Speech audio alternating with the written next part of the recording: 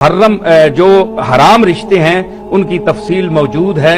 कुरान और सुन्नत में ऐसा कोई वाज़े हुक्म नहीं है कि जिसमें सैयदा का निकाह गैर सैयद के साथ ममनू हो, नाजायज हो, हराम हो, जबकि सैयदा खुद चाहती हो कि मेरा फलां शख्स से निकाह हो जाए, और वो अगर खुद राजी है, उसके औलिया भी राजी हैं, और अगर औलिया नहीं भी राजी और खुद वो राजी है तो वो हुर्रा मुकल्फा जो है वो अपने निकाह का खुद हक रखती है, वो कर सकती है।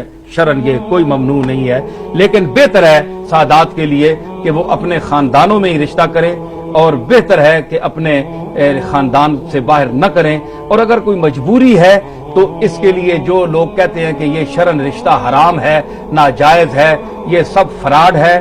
शरीयत मैं भी जानता हूं, और मैं एक सैयद घराने का फर्द हूं, लेकिन मैं नसब से ऊपर शरीयत को समझता हूं। नसब नीचे है, कुरान और सुन्नत का मकाम ऊपर है। हम सब बराबर हैं, मुसलमान भाई हैं, और अगर कोई शख्स अपने तौर से करना चाहता है तो वो कर सकता है। लेकिन फिर भी मैं अर्ज करूंगा कि अगर सादात को, सैयदात को, सैयदजादियों को रिश्ता मिल सकता है अपने खानदान में तो बेहतर है वहां करें, और अगर नहीं तो जहां वो चाहें, उनकी मर्जी है, वो कर सकती हैं। वो नसब साबित होगा, हलाल होगा और निकाह जायज होगा। और जो फिर ये गुजारिश भी है कि जो हजरात सादात इस वजह से अपने रिश्ते जवान बिठाए रखते हैं, अपनी बेटियां बिठाए रखते हैं कि जनाब हमें रिश्ता कोई नहीं मिल रहा, हम क्या करें, हम सैयद घराना कोई है नहीं, बाहर नाजायज है, इनका निकाह हो नहीं सकता, तो ये गलत बात है। शरीयत में निकाह जायज है, निकाह हो सकता है।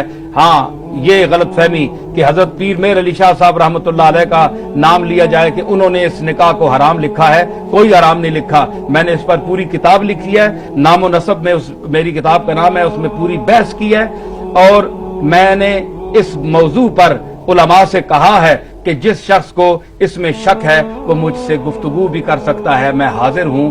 टीवी पर कर सकता है, वैसे बैठ के कर सकता है, जिसको इख्तिलाफ है वो कर सकता है। और अपनी जगह बैठकर इतराज करने का और फूंक और गुस्सा चढ़ाने का फायदा कोई नहीं है। तो पीर मेर अली शाह साहब ने जो फतवा दिया था वो इगवा का केस था।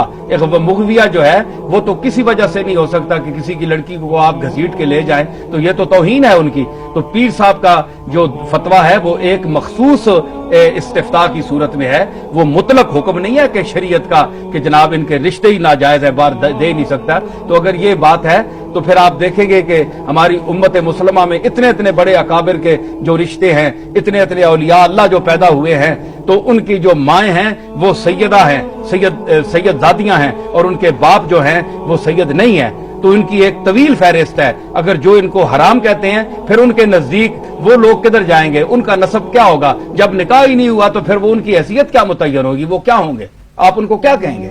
तो इतना जुल्म न करें, नसब के घमंड में आप शरीयत को न ठुकराएं। मैं इस पर एक शेर अर्ज किया था कि टक्कर न ले नबी की शरीयत से होश कर, दोज़ख में झोंकती है ये ठोकर लगी हुई।